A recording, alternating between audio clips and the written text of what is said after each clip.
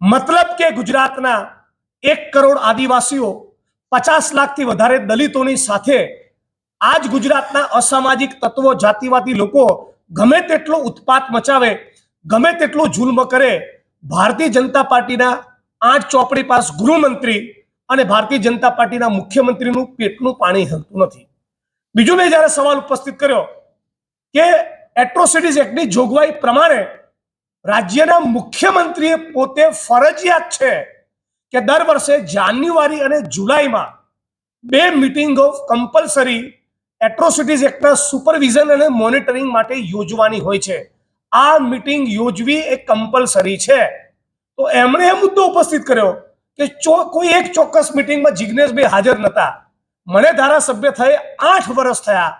આ 8 વર્ષની 16 મીટિંગમાંથી મારી એક મીટિંગની ગેરહાજરીને વિધાનસભામાં મુદ્દો બનાવવાની કોશિશ કરી, પણ પોતે 16માંથી એક પણ મીટિંગમાં એકાદ પ્રસંગને બાદ કરતા મુખ્યમંત્રી હાજર નથી રહ્યા અને એમની ગેરહાજરીના કારણે નામદાર ગુજરાત હાઈકોર્ટમાં 2 વર્ષ પૂર્વે મેં પિટિશન ફાઇલ કરી અને મારી પિટિશનમાં કોર્ટે આદેશ કર્યો કે તમારે આ મીટિંગો યોજવી પડશે.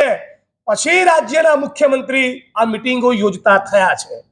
આ ચર્ચા દરમિયાન આપણા 8 ચોપડી પાસ બહુ એક્સ્ટ્રાઓર્ડિનરી સ્કોલર છે ગુજરાતમાં મિસ્ટર હર્ષ સંઘવી, એમણે પણ ચર્ચામાં ભાગ લેતા એવું કીધું કે અમુક માણસનો ભાંડો ફૂટી જાય ધીસ ધેટ એવું કંઈક નોનસેન્સિકલ બોલતા હતા.